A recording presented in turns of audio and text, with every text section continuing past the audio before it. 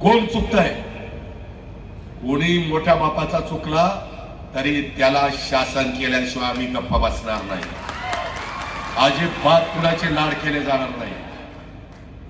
कुणी आका असू नाही तर फाका असू, आम्हाला काही घेणं नाही. एक साल मी आज देखील तुम्हाला सगळ्यांना सांगतो, या पक्षप्रवेशाच्या निमित्तानं सांगतो की बाबरी, यामध्ये बाबरी शेठ त्याला म्हणतात. आता कशाचं शेठ झालं पण ठीक आहे, बाबरी शेठ म्हणल्यावर लोक म्हणतात लय मोठा दिसतो बाबरी शेठ. हरकत नाही, त्या पद्धतीनं त्यांनी काम करावं.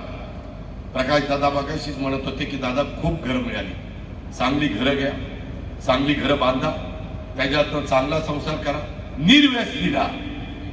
नाहीतर उगीच संध्याकाळ झाली की चालला चंद्रावर, ब्रह्मदेव आला तरी मग तुम्ही सुधारणार नाही. आम्ही तर आलो तर नाहीच नाही, पण ती आला ना वरनं तरी ती काही करू शकणार नाही. त्याकरता चांगल्या सवयी लावा. चुकीच्या रस्त्याने कोणी गेलं तर त्याला योग्य रस्त्याने आणा. ही काळाची गरज आहे, हे केलं पाहिजे. आज आपल्या बीड जिल्ह्याकडे बघण्याचा दृष्टिकोन महाराष्ट्राचा काय, त्याचं जरा आत्मचिंतन, आत्ममनन करा. कोण चुकतंय? कोणी मोठ्या बापाचा चुकला तरी त्याला शासन केल्याशिवाय आम्ही गप्पा बसणार नाही. अजिबात कुणाचे लाड केले जाणार नाही. कुणी आका असू नाही तर फाका असू, आम्हाला काही घेणं नाही.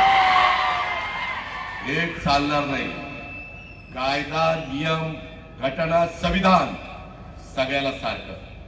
तो अजित पवार असेल किंवा तो शेवटचा दारूचा माणूस असेल, ही गोष्ट लक्षात ठेवा.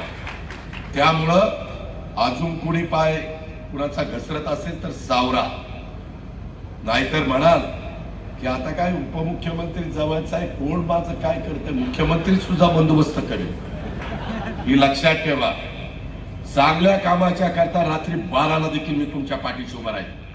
पण तुम्ही चुका केल्या, मी नाव नाही सांगणार, माझ्या गाडीमध्ये काही आमदार बसले होते. आज काही आमदारांनी ऐकलं, एक जण सांगत होते की दादा माझ्याकडे एक जण काम घेऊन आलं आणि त्यांनी सांगितलं की माझ्या मुलाला जेलमध्ये टाकले, त्याला सोडवा दादा. ते म्हणले कशा करता टाकलं? नाही, त्यांनी बलात्कार केला आणि त्याच्यामुळे टाकलं. म्हणजे सांगणाऱ्याला लाज, लज्जा, शरम पण वाटत नाही की माझ्या कार्ट्याने दिवा लावलाय, ही विकृती आहे आणि त्याला जेलमध्ये सोडवा.